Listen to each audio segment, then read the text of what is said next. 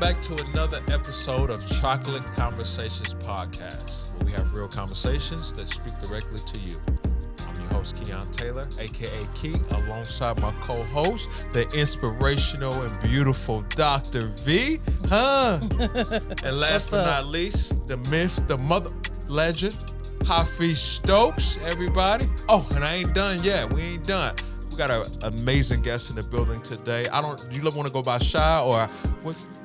People know me as Shy the Plug. Shy the Plug. Let's give it up, guys. What's going on? Hey, everyone. Man, how are you doing today? I'm doing well. I'm glad to be here. Thank you for having me. Good energy, good vibes. I'm ready to. Hey, we family here. You and Chocolate Conversations Podcast, we family here. So, everything's here. We vibing and everything. But before we get started, ladies and gentlemen, make sure you like this video, subscribe to this video, share this video, comment on this video. Let's get into this. Today's topic is something that we all have experienced before, whether it's individually, personally, culture. I'm gonna just say it right off gate. Toxic. Toxic, and we all know, toxic is everywhere today. And I'm gonna define toxic before we even get started. I'm gonna define toxic. It is poisonous, a very harmful or unpleasant or pervasive or insidious way. Pretty much, a toxic person is someone who brings conflict or negativity to your life. They're often controlling, manipulative, or even abusive. Protect yourself by setting boundaries at all costs. So what's your toxic trait? I'm gonna start with you, Hafiz.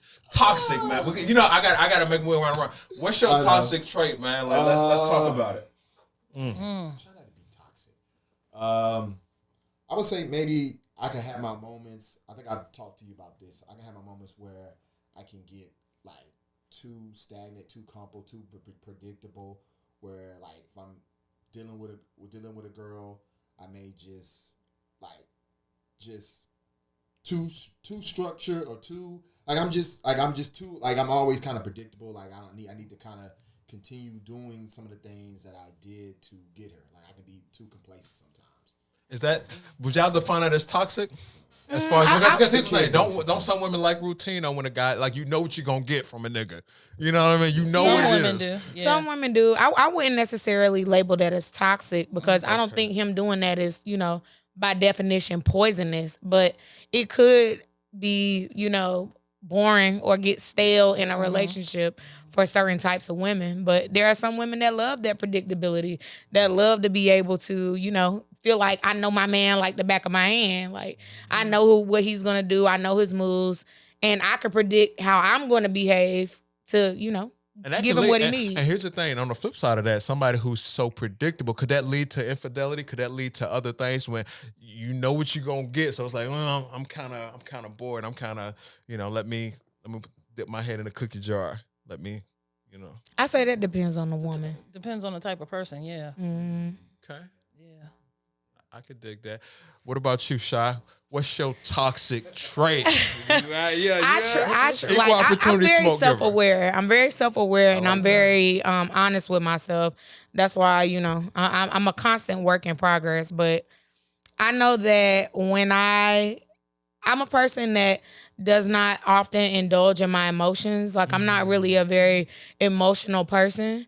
So when I do get emotional, it's like I'm out of control. Like I'm like, what happened? Oh, whoa. It's just like a wall goes up and I can't hear anything you're saying because my feelings are hurt and I need that acknowledgement. I need that reassurance. And it could come off as toxic because it could come off as a lack of empathy because it could be a situation where you're feeling emotional about something and I'm feeling emotional about it too.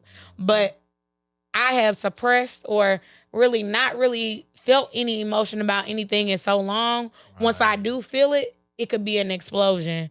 And it's like, okay, that was very extra. Like you did not need to do all that.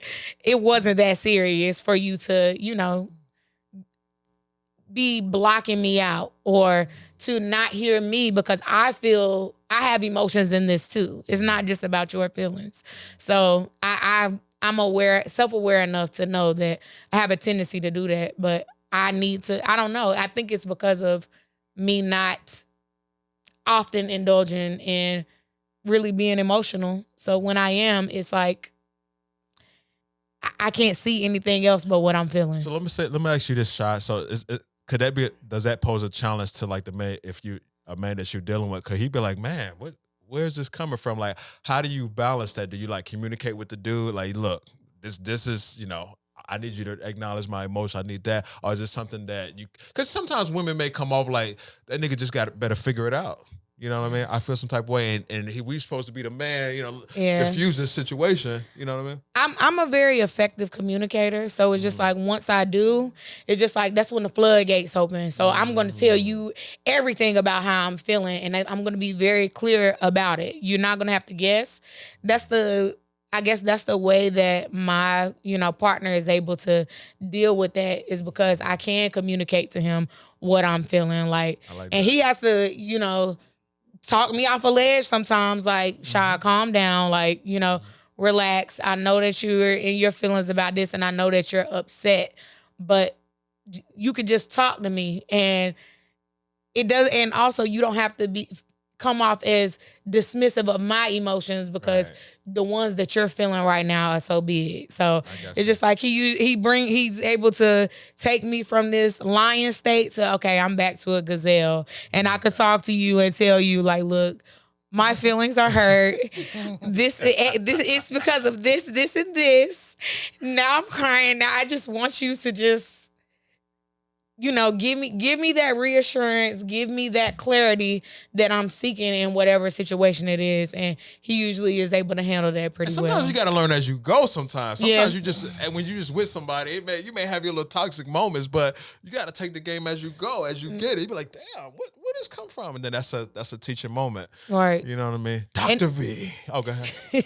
Yeah, no, I was gonna say, because I think I would say one of mine is because I'm always loving to communicate, and I am a conflict resolution. Like, I will approach conflict. I have no problem with it, and things of that nature.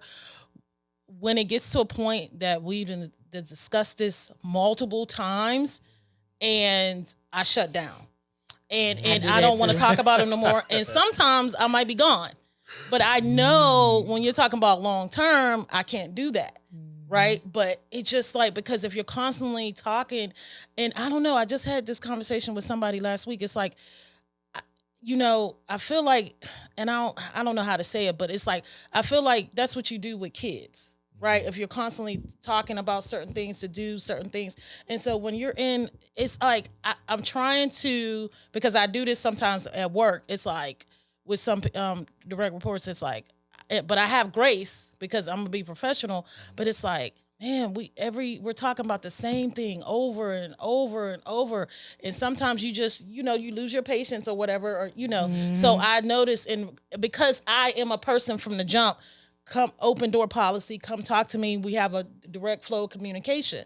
So when you're always doing that, I don't know if I get weary about it or something like the problem exhaustion. Yeah, maybe that's what you get exhausted. Yeah, it's like I do. That's a toxic trait of mine too. Yeah. This is the longest that I've really ever been able to work through situations. Like, okay, am I making a commitment, or am I gonna run like I normally do? Like, you know what? Throw my hands up. I'm not gonna keep telling you, but I'm committed. So I'm gonna.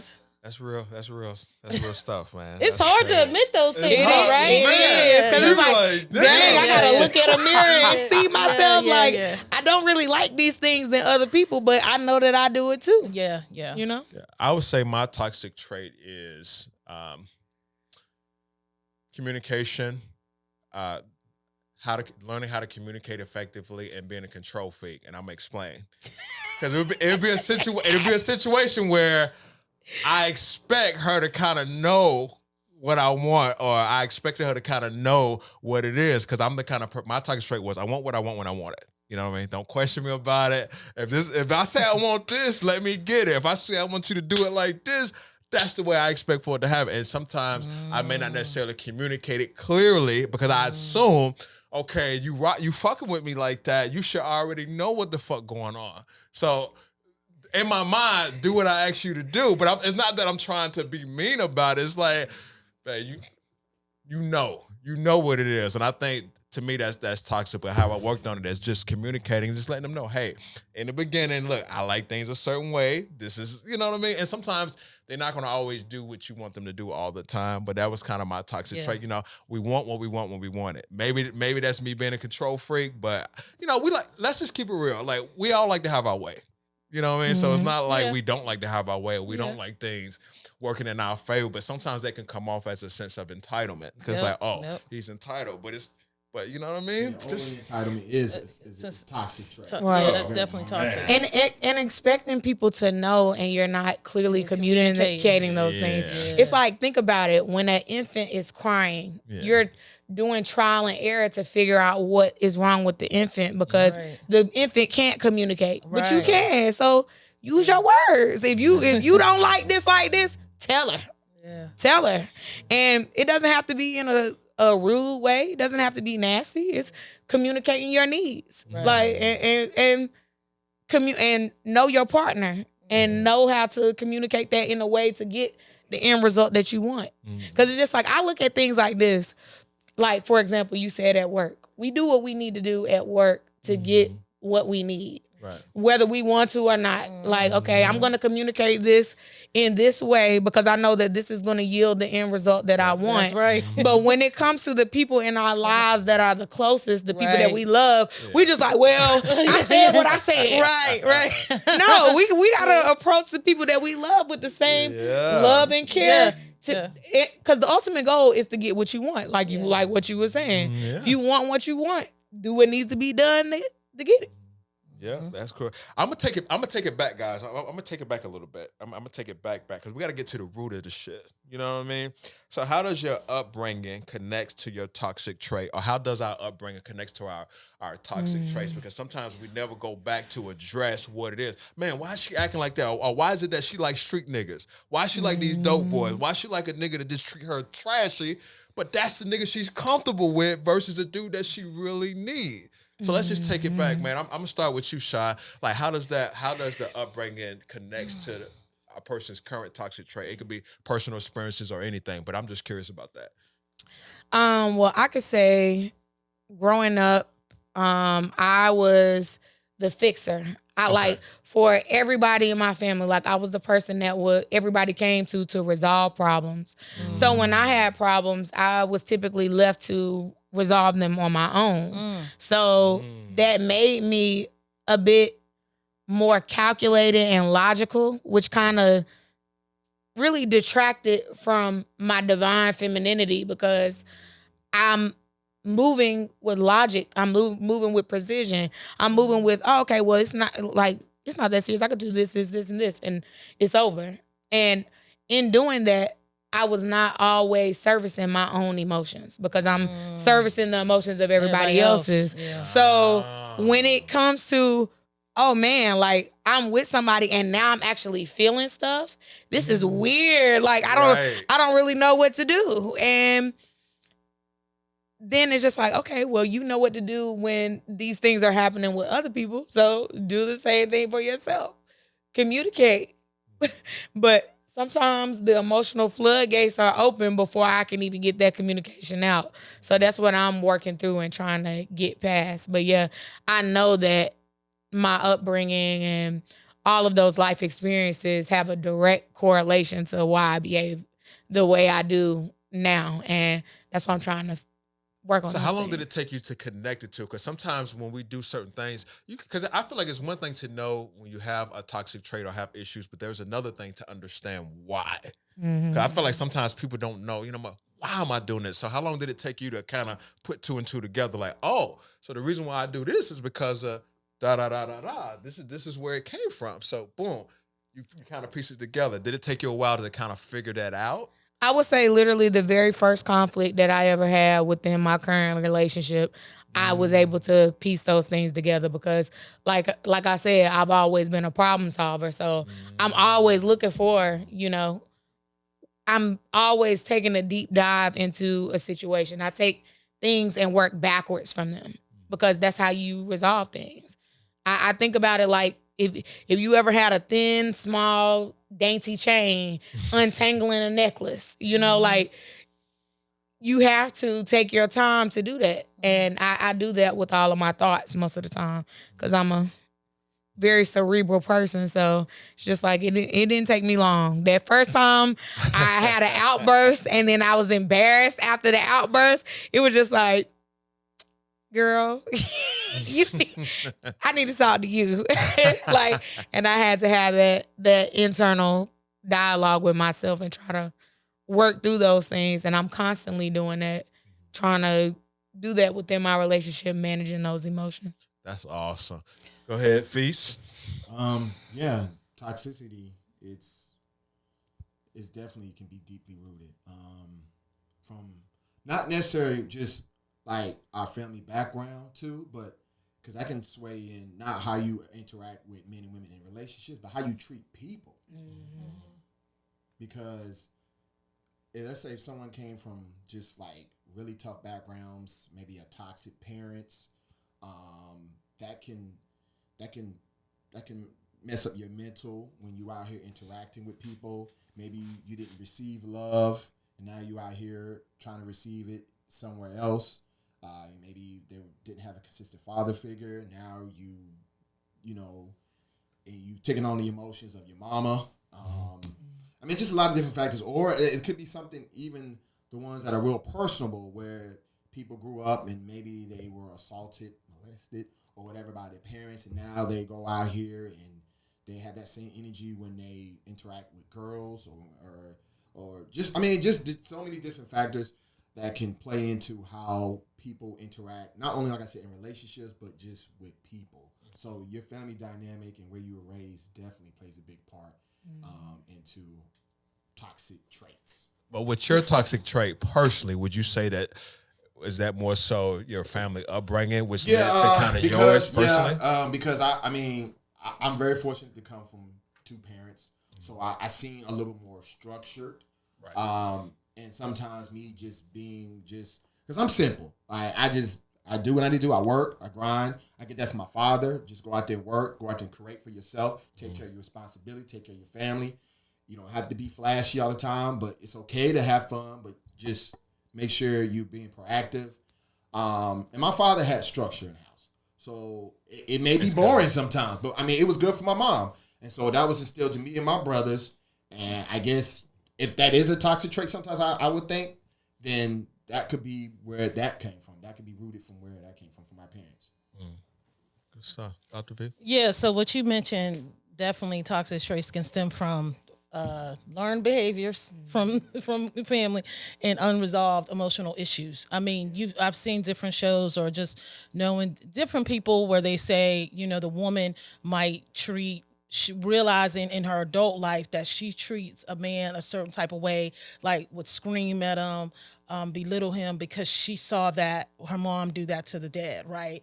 Or vice versa. The man treats their woman a certain type of way because they saw that in the home, whether it was put the hands on the mom. Most times, if the son is close to the mom, then that deters him from doing it. But those are things that toxic traits from like learned behavior growing up. But I think it's amazing where we all have accountability for ourselves, accountability partners, but then you become self-aware. You need people to call you out on your shit because sometimes we don't realize what we do. You have no clue what you're doing to people until somebody has the balls to say, you talk to me like this, or you do this, or you judge. Some people don't even realize it. That's crazy. They don't know because a lot of people aren't self-aware, and because of social media, we like to talk about that all the time. People are they're delusional, living in this fantasy island fairy tale. But yeah, that's why it's good to have great chocolate conversations like we're doing, and always do this and have people who you can talk to out of love, right? Because that's the thing. A lot of people think they're going to be judged, or being critical is a toxic trait when people over criticize people. Yes. But if you have those people you could talk to out of love and help you, they'll help you work through it. Because learned behaviors is hard to break. Like when you've been accustomed to seeing things and you've grown up a certain way, and then you don't realize until you past 25, like, oh, this is becoming a problem. I need to change it. It is hard, you know. It's something that I think has a direct impact on that too, is this culture of ghosting people rather than communicating what is wrong.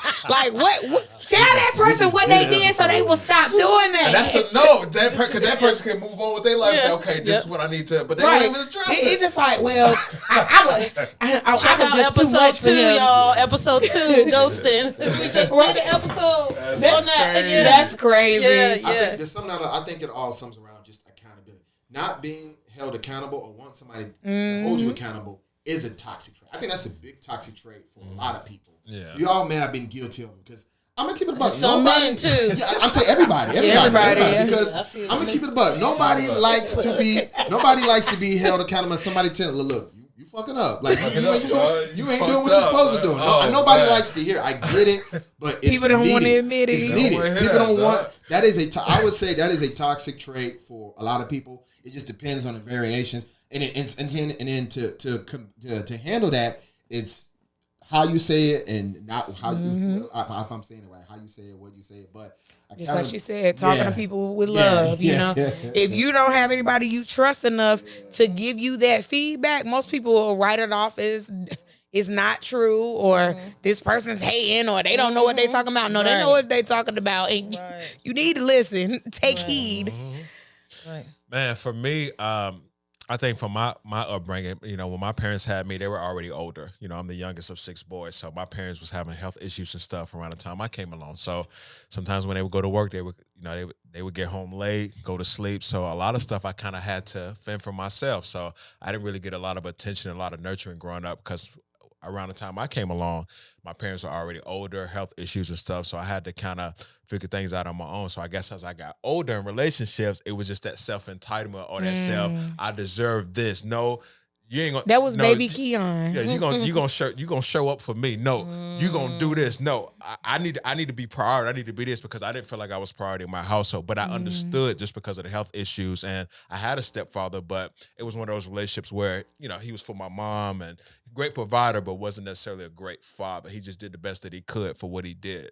But it was just more so, you know, it wasn't no structure, anything like that. So I kind of had to figure things out on my own. And fortunate for me, I was able to I'm self-taught in a lot of ways. So I think that kind of turns into toxic relationships as I got older because there's a lot of things. And then my parents died a lot early. So I experienced so much loss, you know, growing up. So that'll make you're going to go through a few, sense. You're going to go through a few toxic relationships. And I've been there and back. I've been through a lot of toxic relationships, but it really taught me so much about myself. And I think that's the thing that we're getting out of this, you know, that self-education, because the most dangerous person is a person that has no self-awareness. They don't even realize what they're doing, how they're doing, or why they're doing it. And one thing I had to do was just really understand self. And you know what? I know I got a problem, but do I understand my problem? Do I understand it enough to where I can self-reflect and then I can become better? You know, that self-accountability. Because you're right. You need somebody to call you out on your bullshit. Because if you don't, it's like, what you mean? I ain't doing nothing wrong. Right. What you mean? Everybody else's fault and not yours. Not seeing what you're doing. See, with my parents, they had me while they were older. This was, with me and my younger sister, it was my parents, both of their second marriage. Both of them had been widowed when they met, but my parents are they're very youthful. Like they're still very youthful. It's crazy how they act. It's just it's funny to me, but I don't know. They had a very weird relationship. Like it was like loving, but slightly toxic. But it was just a lot going on with the two of them. But my parents, they're still together. And would I want a relationship like my parents have? The love that they have, yeah, but a lot of the way that they handle conflict or handle problems, a lot of the times in my household, I was their mediator. So that's where a lot of, you know, my problem solving ability came from. It's just like, Y'all arguing about this. This is nowhere near that serious. Look, Same. you do this. Everybody happy. Same. I do that for my parents now. See, look, I can feel the vibes. I can tell. Yeah. Problem solved. So let me ask you guys something, man. So how does culture create these toxic relationships? Because I noticed with culture, man, you got the music. I'm gonna put my finger in a butt, or fuck these niggas, or you look at social media. Fuck my baby daddy. My baby daddy. You got Sexy Red, my booty hole's brown. You got all this other stuff, man, when it comes to culture and just toxic, man. So what are some ways that, culture just really, it's almost like we're making toxic normal. It's almost like, that's, dude just smacked, my man just smacked me the other day, but, that's my baby, though. I'm like, this is not something that's new to pop culture or music culture, because even back in the day, they was talking about Papa was a Rolling Stone and my baby daddy. Let me put my love in. I'm talking about even going even further back. 70s. All these songs where we thinking, oh, this sounds so loving because it sounds loving, but are you listening to those lyrics? Yeah. This man said he here for a good time, not a long time. Right. He about to hit you and quit you. Yeah. Do not call his house because his woman gonna get on your ass. Right.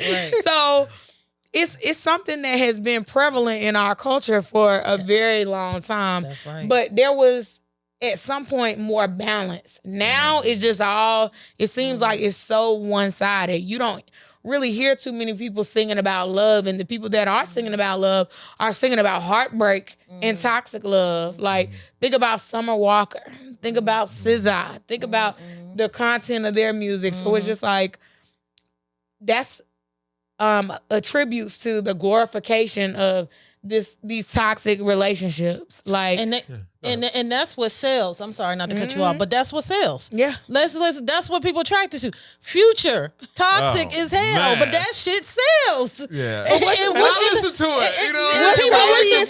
Everybody always want to talk about what Future is talking and the about. women love him. Sweating the women out. Yeah, and the women love him. That's not all he think about. He got a lot of duality in his music. He does. He'll but talk that's about like, oh yeah, I'm fucking on these slats and all of that. But then we'll turn around and say, I just need my girlfriend. Yeah, because it's what sells, what gets popular. We don't know the stuff. Baby mamas. Yeah, what gets popular. So that's and I think with the evolution back whenever it happened when reality shows became big, then it really inflated the toxic, because that's all you see, especially in our culture. A lot of the reality shows, it's boring if they're not fighting. If they're not arguing, if they're not throwing the table, throwing a drink, and people feed into that. And sometimes it's because, I don't have none of this going on in my life, so I like to watch it on TV. Not realizing, guilty is your guilty pleasure. But again, so they know certain episodes are going to have certain ratings. That's why they put people,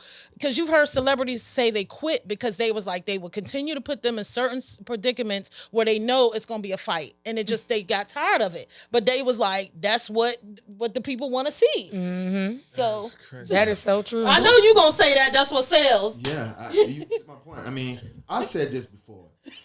Shame has left the black community. Shame has left the black community a long time ago.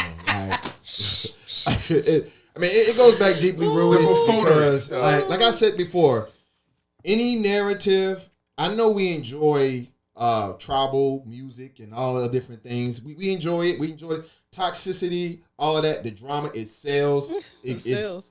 But we understand that it's a propaganda to keep black folks separated. Yep. Absolutely. It definitely Nuclear family separated. That is the whole ideal indoctrination for it. It goes deeply rooted back to the 50s and the 60s. Yep.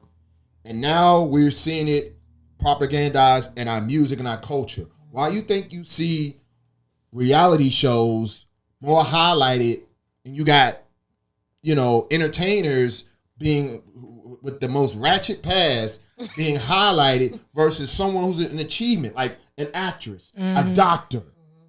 They putting the worst of our people in the upfront of everything. Yeah, that's true. And I'm not trying to be political or anything like this, but I remember when Biden was asking what's your girl name? She's married to Cardi B. Cardi B. What the black community need? I said, how you gonna ask Cardi B? Yeah. What the black community? These I are was the offended. things. These are the things that I see that are so problematic. Like even with that one of the recent rallies with Kamala Harris.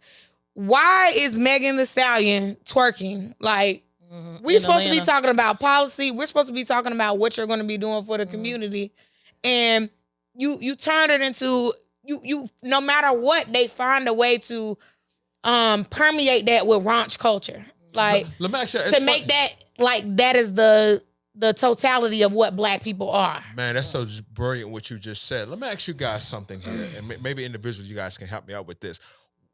Because I feel like a lot of us are brainwashed. We brainwashed by culture, by music, by what we see on TV. But why is it that it's so hard for people to separate the culture, separate the entertainment from reality and what is? Instead of valuing the reality TV show, it's okay to enjoy them. Hey, I enjoy a good guilty pleasure. I enjoy the beats of the future music when I'm riding in my car. But why is it so hard for us to separate the entertainment from just having a functional mindset? You know, it's knit to me. I feel like it's knitted in the fabric of our lives now. Like it used to be where, you know, back in the day when you was watching TV, you watch TV and you turn the TV off. We carrying the TV with us in our pocket, the phones, the cell phones. We are chained to these phones, and no matter where we turn, we have access to that entertainment. And naturally, it's going to be hard for people to separate reality from what is entertainment. Now you don't even realize you're taking on the traits of what you're watching and acting that out in your life. It's playing out in your life. It's just like, okay, you're looking at all these things on, you know, looking at podcasts, looking at reality TV shows, looking at these music videos, looking at movies, looking at television, and then looking at your life and realizing these things you're able to relate. Like that's why you're liking the music. That's why you're liking these entertainment things, because you're able to relate to it because you're playing that out in your own life. Yeah, you feeling those lyrics that Future saying because that's what you're doing. You're out here creating a bunch of broken families and having a bunch of baby mamas, and you can relate to his struggle because you're mimicking it. You're playing it out. You can relate to Sexy Red because you got multiple baby daddies and you angry with them. You really feeling it when you saying fuck my baby daddy, you know, because you're playing these things out in your life. It's tapped into one of the things like a selling point with black people is struggle. I mean, we all know black people, we've been disenfranchised from the beginning to start. So we can relate it to any other race of people as far as struggle, from slavery, building up our own bootstraps to make success. We all have a family member that's got something going on in prison or doing something, right? We all can deal with some sort of discomfort. So that is propagandized as far as with the struggle love. Struggle love can also equate to toxicity. Mm-hmm. So all that mixed in is a selling point to our community. And I'm going to stand on something I always say, because I say it all the time. You know, when you're comfortable in your skin, when you know whose you are and you know who you are, and you exude that and you know how to be very authentic, it's easier to separate what's reality and what is entertainment. Mm-hmm. And that's why it is important, depending, when you know who you are, you know certain things you might watch, for instance, will put you in a certain mood or impact you, make you want to fight somebody or make you want to have sex, or whatever the case may be. That's why it says it's important to guard your ear gates, your eye gates, things you listen to, things you watch, because we're not understanding. We're inundating ourselves with these things we're watching, with the things we're listening, and not knowing that it's sitting up subconsciously. It's it's in our mind. And these are called programs for a reason. Yeah. Different programs. So, but when you know who you are and you stand on it, it's easy. You know, you can be like, okay, I enjoy to watch this, but I know not to do that, right? Right. Or you don't have to do things or buy into stuff because everybody's doing it, or it's a Right. trend, or because it's cool. You don't have to do those things, because a lot of people, you see that on TikTok, right? That's why they were saying they didn't want kids having TikToks, because they would follow the trends of them eating marbles or them eating certain things or eating hot potatoes. Ended and they up in going the hospital. Right, because Or they're doing that. fatalities Yeah, because of different that. things of that, because they're young and they're still trying to figure out who they are, so they're more impressionable. But you have a lot of adults who have no clue who they are. They're not comfortable in their skin. They walking around like chameleons. So yeah, those people are highly impressionable. But when you're so dope, and I'm gonna show up all the 10 times all the time who I am, then it's easier.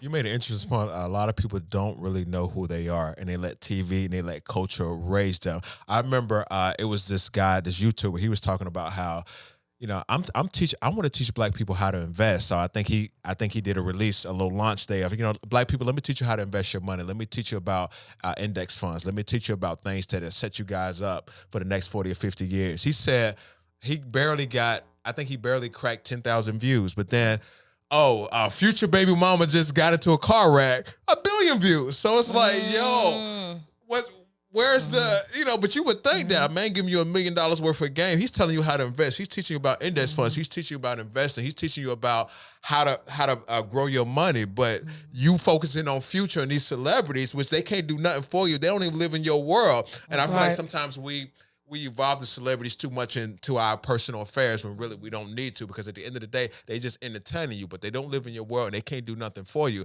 But I was just so taken back by that. Like, wait a minute, why is it that the guy that's teaching me how to be smarter with my money has the lower views, but then that toxic bullshit that don't really mean shit to us and can't do nothing for you have all the views? I've told you before, Keon. I've said before. Real world reality is boring. People like drama and messiness.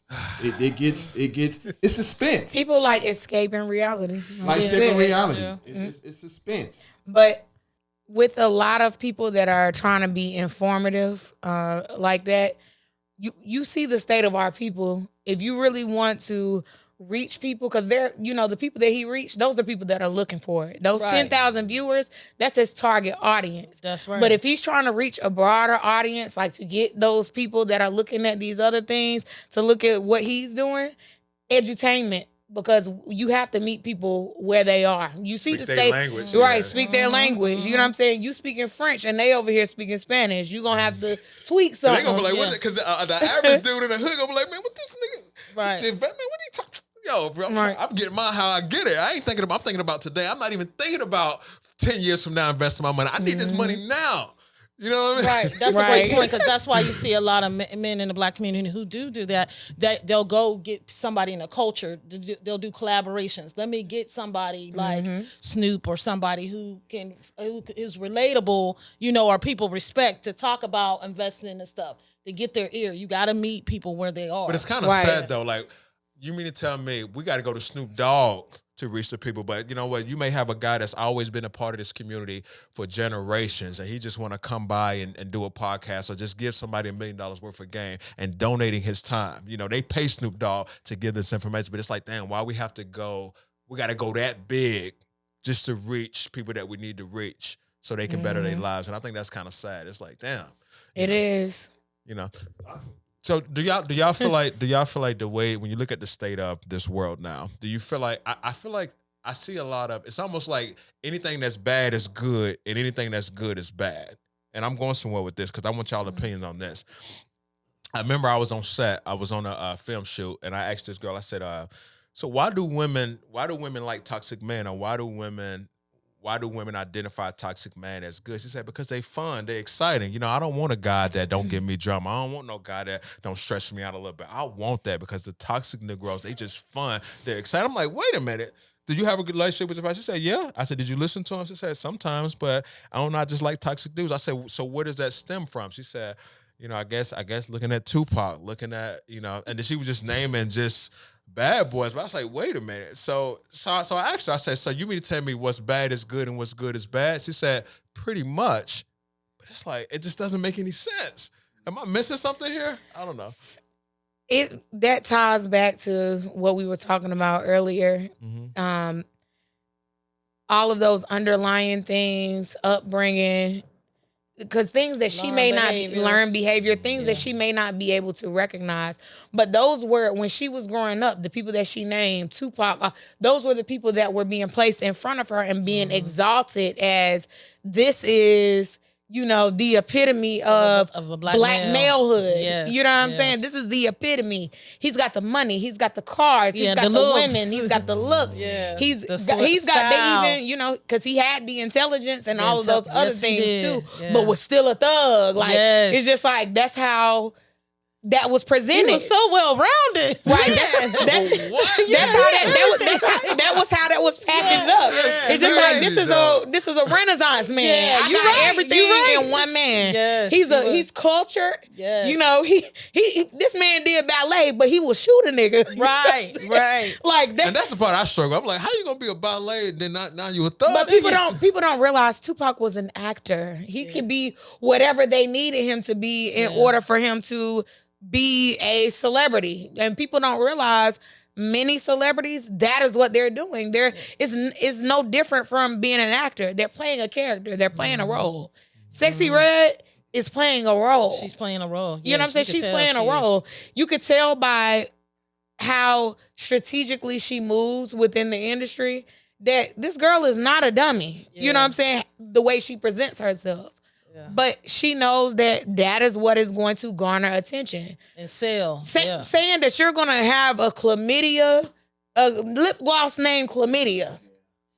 Come on now. Like, you did that for shock value. You take somebody like did you take somebody like Charleston White? He said, man, when I was wearing a suit and talking proper in my community, no one cared. But I had to speak nigga. I had to talk nigga. I had to talk street just so people can listen to what the hell I gotta say.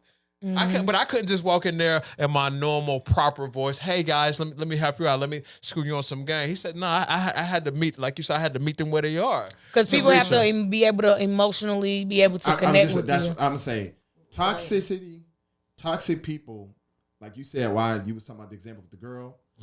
Toxic can tap into your emotions. That's what it is. It have you on an emotional roller coaster. And the people who are very toxic know how to do it. They can, in their mind, they can just be toxic right on the spot.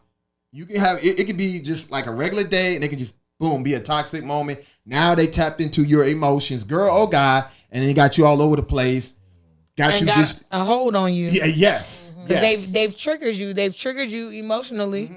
And like he said, they have created a tether to them by being toxic. They know how to tap into your emotions. That's literally what marketing is too. That's what they do. It's all emotion based. It's not. They talk about product and solution. Like, okay, you have a problem. I know I have a solution for this problem with this product, but you don't really have a brand until you tapped into the emotions of the people that you're selling to.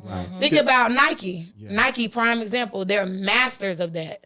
Look at all their marketing, all their targeted ads. They know exactly what to do to tap into the emotion. Just do it.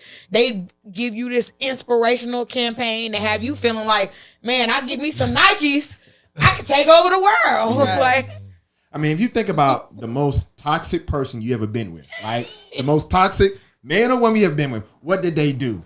They had you on an emotional roller coaster. And you was like, this girl, I had a situation. It was man, so toxic. Fall out with each other, cuss each other out. Sex was amazing. And here's the thing, we won't talk this is when you know it's toxic. You don't talk to that motherfucker for 3 to 6 months, but then out of the blue, what you doing? I ain't doing nothing. What you up to? What you trying to do? Yo, you coming off? Because you know it's that dopamine. It's that feeling. Yeah, and you know it ain't right. You know it ain't right. Like, the fuck? But you said they got a tether. They got an emotional attachment. You're invested really in your emotions with it. That's what toxic people can do. It's like a drug. They hitting that button, hitting that button for you to get that. Get that high. Can't do it. That's what they do. Let me ask y'all this though, because it's a lot of toxic stuff on TV and stuff, and like you said, R&B music. I'm just start with R&B music. It's not been because you remember in the '90s. I love you. I'll make love to you like you want me to. Bending Knee. You got all these songs that kept us together. It promoted love. You know, the Boys the Men's, the Donnell Jones, you know, all that other stuff. Nowadays, R&B is barely on the radio. You know, it's rapping all this. Do you guys feel like if it goes back to that sort of climate, less toxic, more people loving each other, more togetherness, a little bit less of that? Do you think it'll get back to that? Because like you said, people desire to be in love. People are easily brainwashed. I mean, it's easy for, we the smart ones, but most people are pretty much programmed. But do you think if they shift the music, shift what our viewership, shift the images they're putting out there, that it'll kind of shift how people approach things? And then they may see a toxic person, oh, no, I ain't dealing with that. Of course, the same way if you shift the way that you program your own algorithm on your feed, if you stop looking at a bunch of toxicity and you turn around and start looking at positive messaging on your feed, guess what your feed is going to show you? That you're going to see more of that. And that's going to directly impact you. It's the same thing. Right now, the people that are singing R&B, we got people singing, fuck your head up, waste your time. I'm into all of that. I do it all the time. Like, what? No, that's not what I want. But that's why it's so refreshing. That's a good question, but it's so refreshing because, like, October London is a dope artist who released October Nights. Yes. And his album is amazing. When you listen to it, it's like, it does take you back to like the 60s and stuff. It's really good. And so you do have certain artists who it might take a minute for the masses to pop on, you know. But but when you hear it, it's so refreshing because sometimes you get sick of it, like hearing, like you can't even listen to, like I don't listen to the radio. I'm like listening to, because I'm like, the radio, they're gonna play the same shit over and over, right? The same stuff. It's nothing of substance. It's like I can't do it. You know what I mean? So when I'm in the car, I'm listening to my thoughts. I don't even be listening to music anymore. Really? I do on occasion, but for the most part, I don't, because I realize, just like what we were talking about, a lot of these things affect us more than we think, more than we think, more than we realize. And it's just like, okay, I listen to this. Why do I want to, I haven't been clubbing. Why do I want to go to the club? Right. Like, I'm listening and it turned me off. It kind of made me want to be in my own energy instead of taking on the energy of all the things that I'm consuming. And everybody sounds the same too. When you listen to the radio today, everybody sounds the same. There was a time where you heard of Mariah, you heard of Whitney Houston, you heard of Michael, you heard of Kells, you heard R. Kelly, you heard of, you got to find those artists on TikTok. I found a dude who sings like that loving music, but he looks like Kodak Black or somebody. Like he's got the whole Florida aesthetic, like the big freeform locks, the grill, but sings like an angel, and his lyricism is about love. Like it's nice. But I was gonna say, I think people are attracted to the toxicity in R&B because of the honesty. Because it was a lot of people in R&B, like back in the day, that were singing those things. But you beating your woman when you go home. You know what I'm saying? You ain't mean none of that. Right, talking about you trying to get married and all this. No, you look at Al Green with the grits. That's Al Green. Like I said, Shane has left the black community using. Yeah. So I mean, yes, if we had some of the old R&B music like we had in the 90s and the 80s, it could change some of the dynamics. But are they gonna do it? No. We too vested in it now. We've way too deep into it now. And then we have a younger artist that's coming in after this. The social media, this Sexy Red, that they're being raised off that culture and music. But it's almost like, okay, so then if you send the younger generations coming up now, then what the hell are the parents doing? Obviously get ahead of that before that even happens. Or would you guys say the parents can only have so much influence in a person's life before they go out there? Because my mom used to always say, in here you everything, but when you go out there, no one. It's a different ball game, but Yeah, no, you can, because we see this all the time. Like, we see on social media, there's videos where there's like a 5-year-old girl or boy rapping a song, like they were Sexy Red song. It was like a 5-year-old girl, and people were in the comments like, "Come on, like she should not be exposed to this." Right. But then you have people who are younger having kids younger, and that's what you're having. We don't have the big mamas no more. You're a big grandma mama, or a grandpa by 30 sometimes. Taking that So belt off. it's like, so that's what's going on. And people were in the comments kind of battling, but I was surprised you saw a lot of people like, she's a 5-year-old. She shouldn't be twerking, knowing all the lyrics to Sexy Red, and ain't even in kindergarten, and this and that. And even if you know that she might hear that out in the world, you're supposed to do your job as the parent to protect them while they're with you in the car or around where they're at and stuff like that. And there was a them lot from those things. Yeah, shield them from that. And there was a lot of people saying no, or we got to do better with our little kids, and and things of that nature. And they absorb everything like a sponge. Like you Yep. could, when you think kids are not paying attention, you better believe they are. always are. They pick up on everything, every little thing. So while you think, your child is not paying attention while you scrolling on your feed, because some of those parents are, they're not directly exposing their child to that, but over here they're looking at this while the child is over there watching Baby Shark, but they still hear what you're listening to, Yep. what you're looking at. I mean, the music over the years has just become toxic and toxic. I know when we were younger, every generation always, I'm gonna hold every generation accountable. Every generation always thinks the generation that comes behind them music Is worse. is bad. That when we were growing up and we were listening to 90s R&B and hip hop, they were the generation before us that would say like, "Oh, their music is so violent, Uncle so Luke raunchy, be so horny." Yeah, like what? Oh my gosh, it's getting more My wide neck, open. my back. Yeah. Every then, but that's the off music right that's the music that we listened to and grew up. It was you can see how it was trending to Right. get more toxic. Trick They Daddy. would open up the doors, open it up.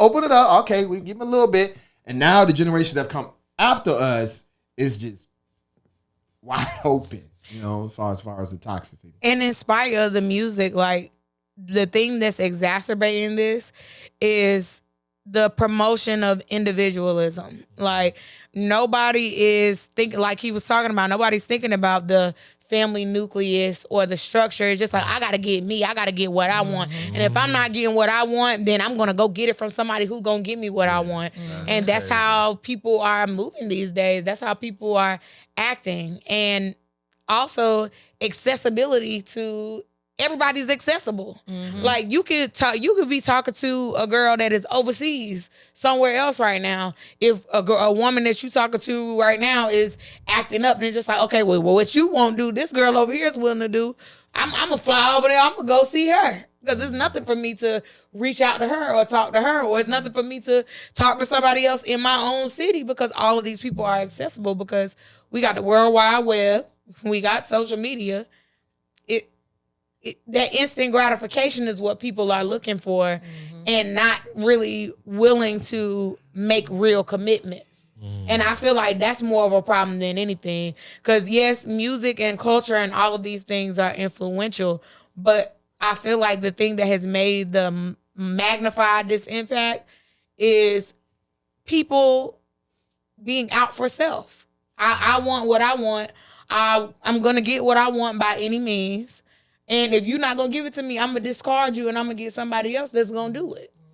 That's crazy. And I'm going to keep doing that until I get somebody that's going to do that all the time. Because that's how people are running through relationships, They think people are disposable. Right. Treating people like they're disposable. Yeah. So let me ask y'all this, man. Do y'all, because they said too much of anything is bad. Too much, it's almost like your relationship. Too much good.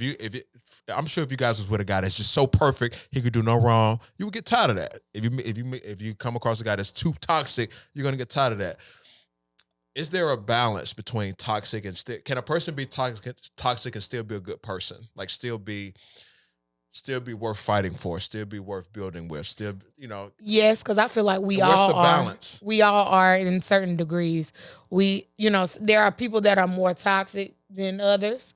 But I don't feel like I don't, and there are some people that people would view as a lost cause, but I feel like everybody is redeemable should they want to redeem themselves, should they want to or make the effort to be introspective and do the work and make the changes that they need to make. But everybody is toxic. So I feel like I'm worth it. I feel like you worth it. You worth it. You worth it. So I would say, yeah. I feel like it depends on too. I agree with that, but I also think it also depends on it's levels. It's levels and knowing what you can deal with. So for me, I don't like one toxic trait, and I know because when we looked it up, it's like a liar, somebody who constantly, or manipulation and stuff like that. And I'm big, and that's how I was raised, big on integrity and everything. So for me, dealing with somebody who lie, I mean, have y'all pathological liars? Like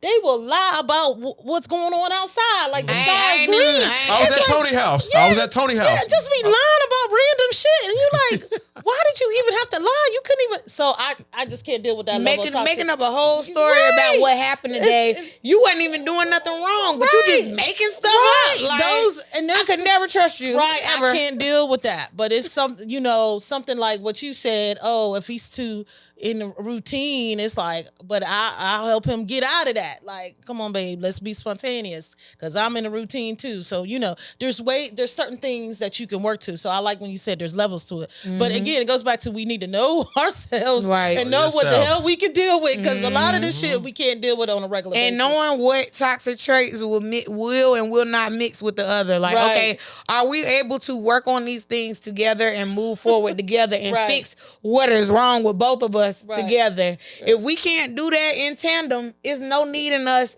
damaging each other for the next person that we're going to be with. Some people, oil and water don't mix. No. So if you know she oil, you know you water. It's kind of sad that we're in this state of dating where is your level of toxicity that you're willing to accept. That's the state of the dating that we in. I mean, I get it, understand it. We're living in a modern lifestyle where, everybody has their own ideal, which idealistic way of what they desire in a partner in dating. But I do want to piggyback off what you were saying, Veronica, just really knowing yourself and what you can deal with. And that can take some time and growth. And knowing what finding a balance of what's good and what's bad when it comes to dealing with someone in the levels of toxicity. And then people looking at this laundry list of traits or things that they want in a person versus looking at the things that they actually need. It's just like, do you really need somebody that is 6 feet tall and you 4'11"? Like, why is that a necessity? Because I'm really trying to understand the logic behind that. Then think about when you look at these shows, these dating shows, the balloon pops. I know they go viral all the time. Man. We all seen them. That's Keon's show. It's just like this. People literally, like, it's just like, are you using the brain that God gave you? Because I look at a lot of these things and it's just like, okay, you popped the balloon on this lady. She checked off all your boxes, everything, but you didn't like her outfit, so you popped it.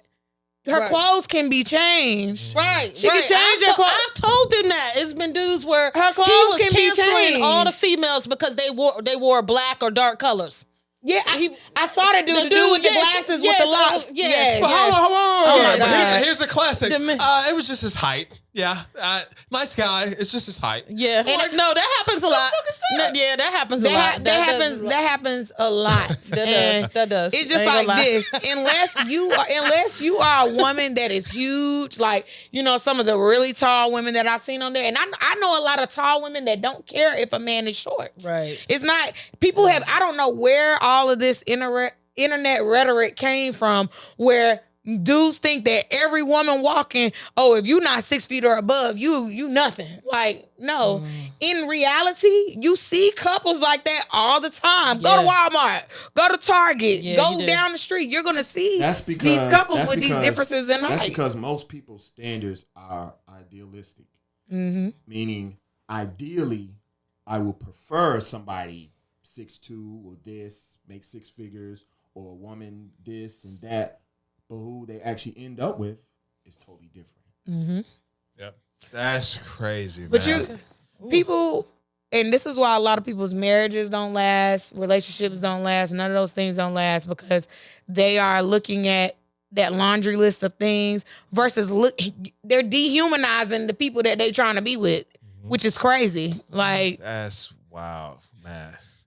Oh, guys, thank you guys for tuning in so far. Make sure you like this video, subscribe to this video, share this video. But before we continue on with the show, great points, guys. Let's segue into hot topic, hot mess of the day, chocolate conversations. Thank you guys for continuing to rock with us. Go ahead, Feast. What you got for me? Yeah, speaking on how we talking about toxic and men and women traits, a guy had went viral, basically giving advice. I'm gonna read it just to comment here about encouraging guys. If you want to attract attractive black women, you need to max out your thugness.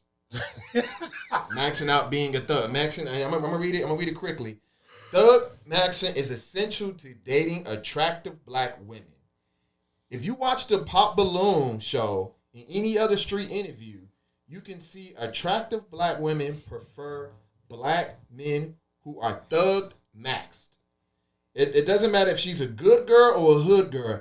As long as she's attractive, she will date thug maxed out men well into her 30s. The key to keeping your thug maxing is in the clothes that you wear, in the fit that you wear, and having a thug maxed exterior. He also has a pamphlet, a 30-page pamphlet helping guys max out their thugs. And he got some backlash for good and for bad in this. I want to know y'all thoughts on this. I'm gonna let the ladies chime in on that. I'm gonna just watch, man. Maxing out your thugs. Thug max. I'm gonna let the ladies go ahead and respond to that, man. I've seen several balloon pop challenges where there were several, like none of the women have popped their balloons and a majority of them were all attractive and the man was not a thug at all. I think that, I don't know, if you're trying to attract a woman of a certain aesthetic, because that's the thing, a lot of those men are looking for black women that have a stripper aesthetic. You know what I'm saying? Like, as far as their physique, you know, the way that they dress, things like that. So it's just like, if you're trying to attract a stripper, then yeah, be a thug. But if you're looking for a generally attractive black woman, I don't think that that's the way to go, because you're probably not going to attract the type of woman that you're actually looking for, because you're just doing it based off of looks. I didn't hear anything in that about the personality, the qualities of the woman that you're looking for. Thug man. And that's he's saying none of that matters. No, none of that matters. And that's something that I have a problem with this internet rhetoric too, because it's so much of men saying, women's value is in direct correlation to their beauty. Their beauty is their currency. How we think you look is your currency. But all of y'all are complaining about what y'all getting when y'all getting that. Mm-hmm. So you have to look at something outside of the aesthetic of a woman and what she looks like. Not saying that the looks don't matter, because yes, you have to have that initial attraction and be attracted to someone. But you having a bad experience with dating and relationships because you're looking for the wrong things. You're not looking for what you need. You're looking for the aesthetic, and you thinking with the other head. Been guilty of it myself. Been guilty of it. What's so funny about what he said is one thing I heard him say into your 30s. Like, he's saying the women will like the max type of dude into their 30s, because he knows the older you get, you really, that's not what you're looking for, right? Now, I can see when you were younger, let's be real, like, because I know you dated the bad boys. That's it. That's what goes back to culture. That's what the programming was. A Tupac. You wanted somebody that had some kind of fire with them. Could maneuver. You wanted a sweet thug that was a man of God. Right. Look at Jodeci. Remember Jodeci? Yeah. So everybody loved KC. Right. KC and JoJo, baby. There's truth into it, but I would say you going off of just one dating show is just like, I don't understand. I mean, I don't know. I personally, I don't want no thug, because when you say thug max, for me, I'm thinking about somebody's mental. That means their mentality is at that level too. Like, what does it? That I'm totally different than that. Like, we ain't gonna be able to connect mentally. Because a man that's thug max, he gonna thug you. Right. Like, or you That's know. why I feel like none of that stuff matters, man. I was like, at the end of the day, man, you know, do what makes sense to you, man. But I don't feel like nobody should follow no rhetoric. You know what I mean? But he's saying that's what women want. He said that's what women want. So is this some truth to what he's saying? I think there is some truth. To an extent, it depends on the woman. To an extent, not all women. Everybody has a market. So for those particular women, sure. But there's these other women out here as well that ain't looking for that. You know what I mean? He don't need all that. You just go over there. You know what I mean? Everybody have a lane. Yo, Pookie and Ray Ray's, yo, Thug, whatever, stay over here. These dudes, you stay over there. Yeah. Right. The problem is people don't want to date in their dating pool. They don't want to like the people that like them. They want to go outside of that and then be mad at But that's very dangerous. You liking people who don't like you. So even if you're pursuing them and you get them to a certain point, they still fully don't like you. They're still gonna mistreat you. You're gonna be scorned. I'm gonna say, and you're gonna take that into your baggage into your next relationship. Pause. I'm gonna say Hafiz's favorite word in this deregulated dating market. Okay, not the deregulated. Yes. That people. I love when he always says this. People date. They're delusional because they always date outside of their scope. Right. They always do. So it's like no. And but there's truth in what he said, because when you're younger, you want it. That's what you want. And there are women that are older that still have that mentality, but a lot of them, He's just the older Pookie. That's all. Right. I mean, for instance, you look at. I love Steve Harvey, but you look at his co-host on his show. The guy she's with, he got a criminal history. You know what I'm saying? I'm not saying he's not gonna be a bad guy, but a lot of people say he's an old Pookie. You know what I'm saying? Yeah. But I mean, and there's a meme that goes around. There's a meme that's floating around where they said, if you liked Jodeci over Boys and Men, that's when you knew already you like toxic. Devontae? Oh. Yeah. That's when you knew you like toxic men. I think they if you like Jodeci though, and they had to move. Exactly. That's when you started liking toxic. That's when you toxic. That's where it so came from. What he's saying to me, of course, it's not all women. I can never put everybody in a box, but this does make some sense. There is some truth in it. For him to do a 30-page pamphlet, he believes it. He fiercely believes in this. That's wild. Hey, somebody gonna follow. Hey, somebody gonna do it. It's just like this. But if you're doing things like that to assimilate, just to attract a attractive black woman, you're not looking for a wife. Right. You're looking for something to hit. So it's just like you're getting what you get. Yep. You're getting what you get because you're not going in it with pure intentions. You're not going in it with the intention to be with somebody long term. Right. You just trying to get somebody that look good on your arm, look good in your bed. Right. And that's why you're getting what you get. That's why you get what you get. Stuff, man. This is good. Guys, great show. Thank you guys for tuning in to Chocolate Conversations Podcast. Shy, thank you again for blessing us with your presence. Dr. V always putting some flavor in your ear. And then he is him. Mr. Hafiz Stokes always doing his thing over there. Appreciate you guys again. Thank you again, Keon Taylor. Chocolate Conversations Podcast. Until next time.